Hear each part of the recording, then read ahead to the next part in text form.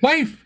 Do you remember what happened on Friday and where the hell we are today? Well, on Friday we read Ezekiel Chapter 35. Sure as fuck did. And in that chapter, God was talking about Mount Seir. Mm-hmm. And that was the Edomites, who apparently they were helping destroy the Israelites. Yeah, which was God's doing. But well, not always.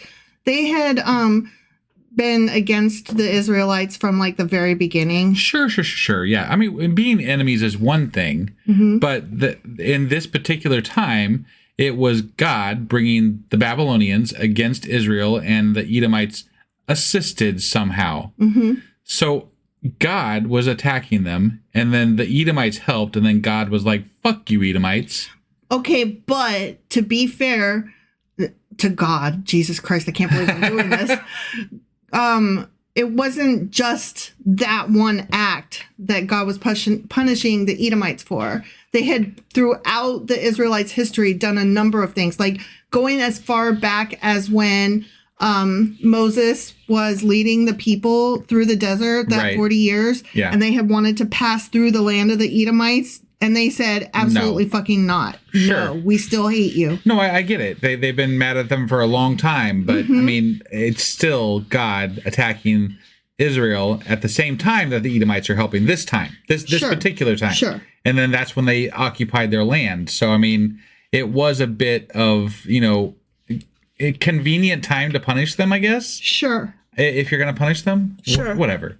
So I'm not down with God's punishments on anybody, because it seems very just randomly dispersed to people. So. Yes, I agree with you. But anyway, that is what happened in Ezekiel chapter 35. Yes. Which means that today we're getting into Ezekiel Chapter 36. And before we do, I want to mention that we are still catching up from being behind. We didn't get a Patreon out this weekend, but we will have one out midweek. Yes, I've been working on it. I've been behind on everything, so that's my fault. Apologies. We will get one out shortly. So that being said, we're going to go ahead and get into Ezekiel chapter 36. And are you ready, wife? Yep. All right, let's do this. Okie dokie.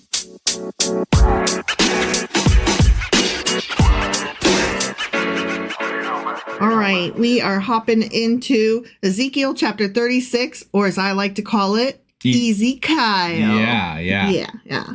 Okay, ready? I'm ready. Son of man. You mere human. You fucking worm. Prophecy to the mountains of Israel and say, mountains of Israel, hear the word of the Lord. This is what the sovereign Lord says. I mean, nothing like speaking to some rocks. The enemy said of you, aha! The ancient heights have become our possession. Yeah. Okay. So we're kind of still maybe talking about the Edomites here? The beginning parts here is part of the last chapter. Okay. So, right. Got it. Yeah. It's like to be continued. Yeah. Which we didn't know because we thought it was the end. Sure. On Friday. And then it's like, oh, fuck. Yep. Okay. But the whole chapter isn't. It's just the beginning part. Okay. Yeah. Therefore, prophesy and say, this is what the sovereign Lord says. Because they ravaged and crushed you from every side so that you became the possession of the rest of the nations and the object of people's malicious talk and slander. Therefore, mountains of Israel, hear the word of the sovereign Lord. This is what the sovereign Lord says to the mountains and the hills, to the ravines and valleys, to the desolate ruins and the deserted towns that have been plundered and ridiculed by the rest of the nations around you. Sure. Which he said he was going to have them do. Yeah. So this was all part of the initial prophecy. And now he's going to be mad at the people that did the thing that he said that they were going to do. God is mad at God's ineffable plan. Right. Yeah. Playing out. Again, it's just, it doesn't work in my head. I'm like, you're just mad all the fucking time, dude. Right. Whatever. Never not be mad. Right. This is what the sovereign Lord says. Oh. In my burning zeal, I have spoken against the rest of the nations and against all Edom, for with glee and with malice in their hearts, they made my land their own possession so that they might plunder its pasture land.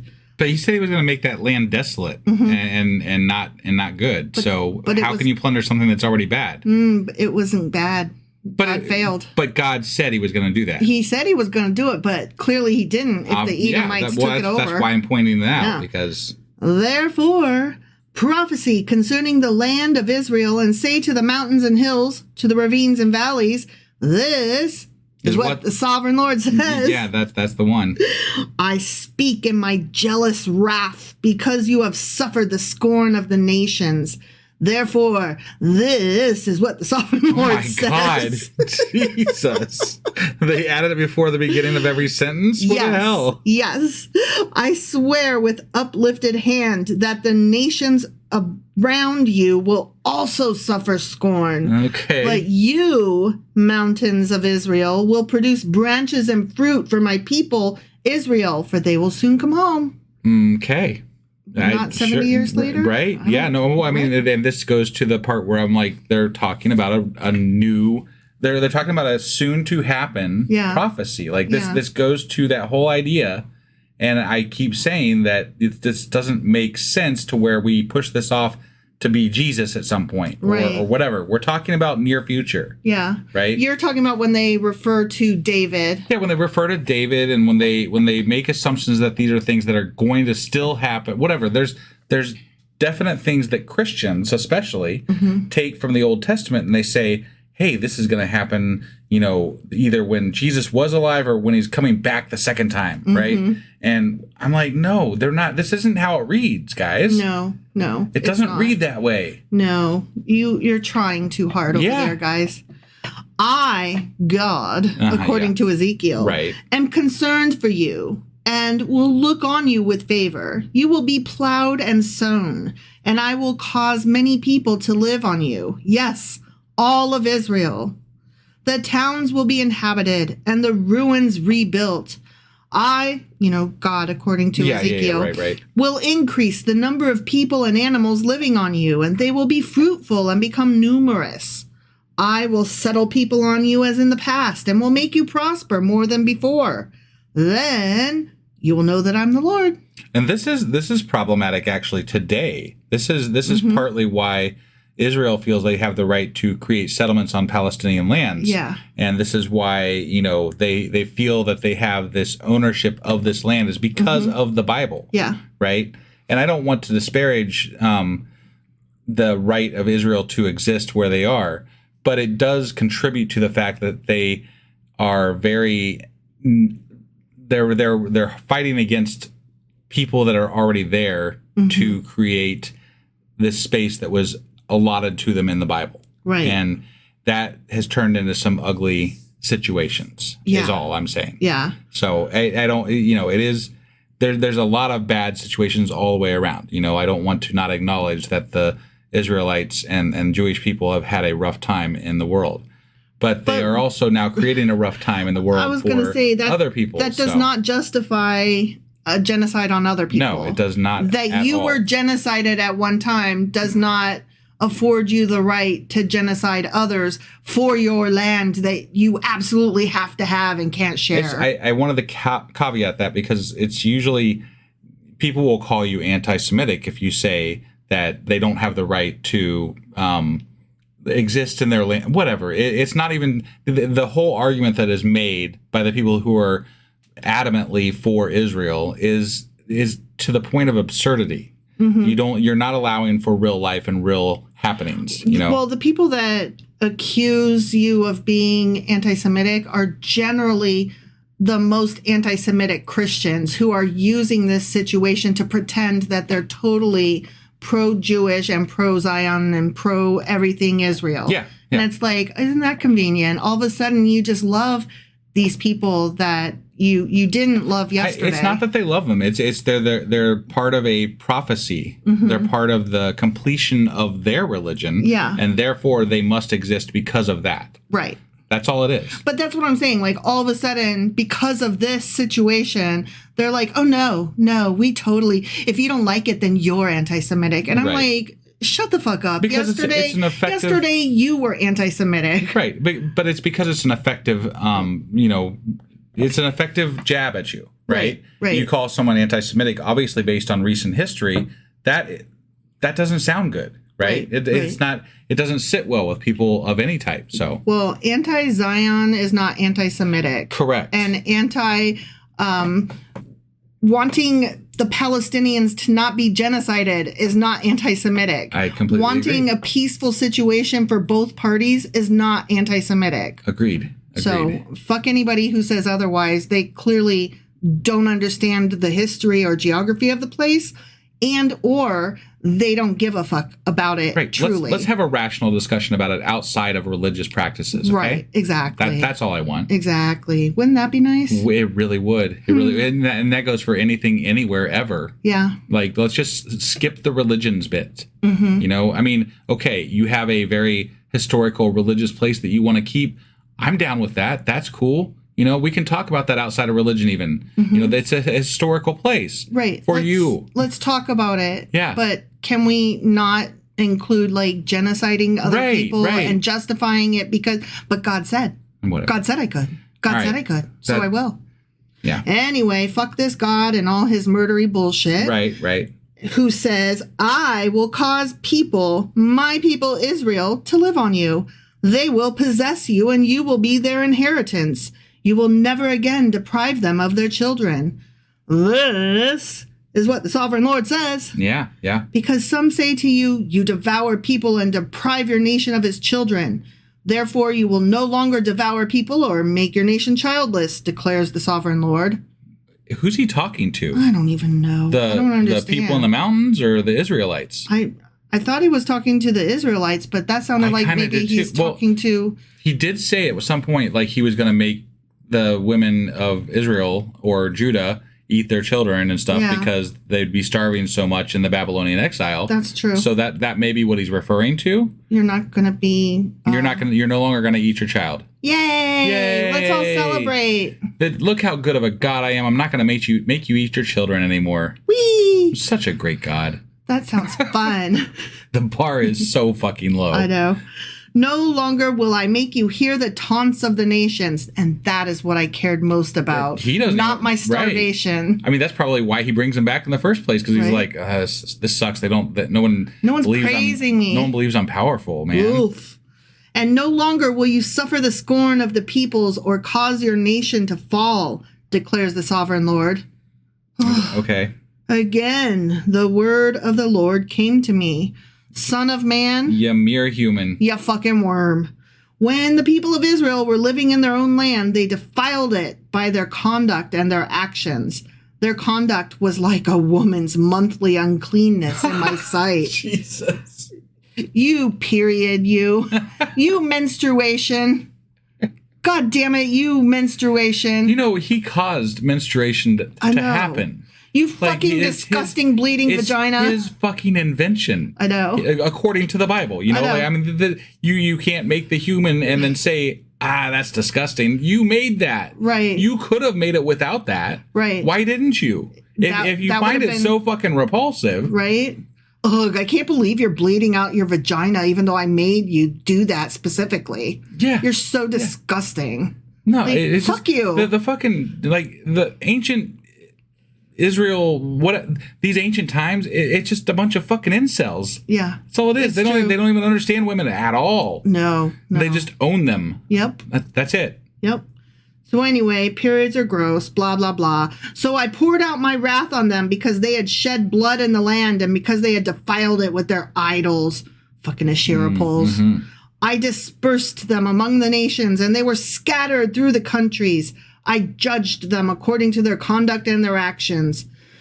And wherever they went among the nations, they profaned my holy name. For it was said of them, these are the Lord's people, and yet they had to leave his land. What's up with that? Okay, so this is the bit where he's concerned about his fucking image. Yeah. He's he's passing it off that they're worried. Right. He's the one. Yeah. He's like, oh, these people outside are like, what's up with that God? Well, no, and you know that this is like the like Ezekiel, right? Mm-hmm. He's a fucking prophet. Yeah. And he's sitting there in Babylon preaching about fucking God. And people in Babylon are going, dude, you just got fucking conquered, man. Yeah. What do you think? Your God sucks, man. What do you think? So this is just projection. This is Ezekiel like, oh, this sucks. We got to figure out a way to get this fixed. Yeah, exactly. I, God, according to Ezekiel, had concern for my holy name, which the people of Israel profaned among the nations where they had gone. Therefore, say to the Israelites, this is what the sovereign Lord says. Okay. It is not for your sake, people of Israel, that I am going to do these things. Wait. He just got done saying that they're going to be wonderful and perfect when they come back. But he's like, you're profaning and I'm not doing them for you. I'm going to do this for me. Yeah. And I'm going to bring you back, but because my name is getting trashed. Part of the prophecy was that he was going to make their hearts, like they were going to be the most perfect people in the whole perfect fucking world. We're not there yet, though. Right, but like he wasn't going to bring them back until that was supposed to happen when he brought them back. Yeah, but then they started making fun of him. Oh, and he just couldn't handle it, God was like, no. Okay. No, I am powerful. Watch. And so he's saying, I'm going to bring you back, not for your sake, but for the sake of my holy name, which you have profaned among the nations where you have gone. I will show the holiness of my great name, which has been profaned among the nations, the name you have profaned among them. Yeah. Then the nations will know that I am the Lord, so declares the sovereign Lord. First, he's going to destroy people. That shows that he is the Lord. And then he's going to save people, and that's going to show him that show them that he's the Lord. And next he'll, I don't know what, do a fucking magic trick. Actually a magic trick would probably be better. At least then there's something happening that I can see. That, like, if it was, like, true magic, right, I'd be able to see it. Yeah. But this is just silly politics nonsense. And bullshit. Yeah. Then the nations will know that I am the Lord when I am proved holy through you before their eyes. For I will take you out of the nations. I will gather you from all the countries and bring you back into your own land. If I recall correctly, it was actually Cyrus that did that, wasn't it? Yeah, I think you're right. Not God. Yep. Okay. I will sprinkle clean water on you, and you will be clean. I will cleanse you from all your impurities and from all your idols. I will give you a new heart and put a new spirit in you. There you go. I wonder if that's where, like, holy water came from. Probably. Sprinkling, like, the baptism and the holy water. Communion. And that sounds... Not communion. No, not communion. But, baptism. Right. Yeah, I wonder. That's interesting. Well, clean water. Whee! Yeah. And then you'll be clean. Right. I will give you a new heart and put a new spirit in you. I will remove from you your heart of stone. Okay. And give you a heart of flesh. Here it is. There you go. He's fixing the people. Yeah. He's just doing it sooner than we thought he was going to because he was like, they're making fun of me. Well, the reasoning behind why he's doing it, obviously, is very not good. Yeah. Right? Like, this is not a good reason to fix your people. You are fixing your people out of vanity. And if you can fix them because you're disturbed at what other people think of you as a god, why couldn't you definitely could have fixed them before they got fucking murdered, conquered, and whatever. Yeah. Right? Like, there is no actual good reason as to why you're fixing them. Right. Which means that you had no good reason for destroying them. Exactly. So, like, either way, you're doing this action for a bad reason, and that means that your decision to do the bad thing where you murdered a lot of them and dispersed them across all the places was bad to begin with. You fucked up. Yeah. God fucked up. You have a mercurial temperament. You're petty and capricious, and you are unreliable, and your mood turns on a dime. Yeah. Don't like it. No. And I will put my spirit in you and move you to follow my decrees and be careful to keep my laws. Oh, okay. Then you will live in the land I gave your ancestors. You will be my people, and I will be your God. I will save you from all your uncleanness, the uncleanness that I put there in the first place. Yeah. I will call for the grain and make it plentiful and will not bring famine upon you. Oh, that's nice. Yeah. Thank you for this time. Right. I mean, could you maybe wind back time so that my family didn't die? I don't know how much we can rely on his promises, though. I really don't think that he holds up his end of the bargain very often. And moreover, he comes up with excuses not to, right? He's just like, whatever, you guys are fucking up, I'm doing this. Exactly. So, but he never, this is not, I just got to say it one more time. He is not fixing this for the right fucking reasons. No, he's a bad guy. There is no this isn't holy. This is just bullshit. Yeah. This is not any reason to justify what you did in the first place. Right. Like if you were planning on doing this because you're mad at how these other nations see you, that's crazy, man. You just, why do you need whatever. validation from these other people? Yeah. Like, why are you worried about them? You're God.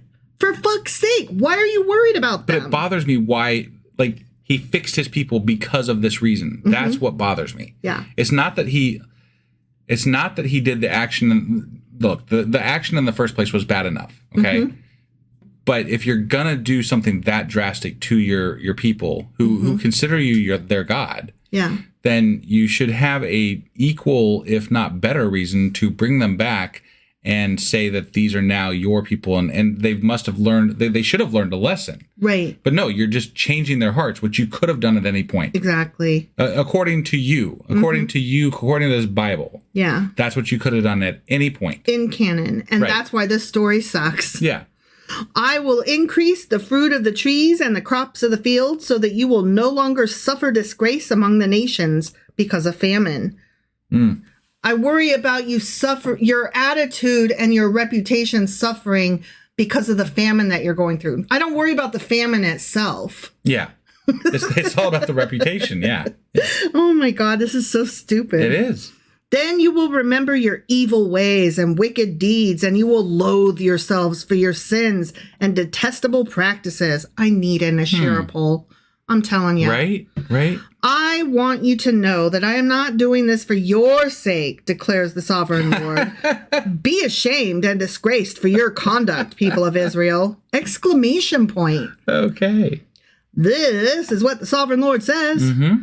On the day I cleanse you from all your sins, I will resettle your towns and the ruins will be rebuilt. That's great. The desolate land will be cultivated instead of lying desolate in the sight of all who pass through it. But it wasn't too desolate for the Edomites to take it over. Yeah, So, exactly. But we're still claiming that it was. Yeah.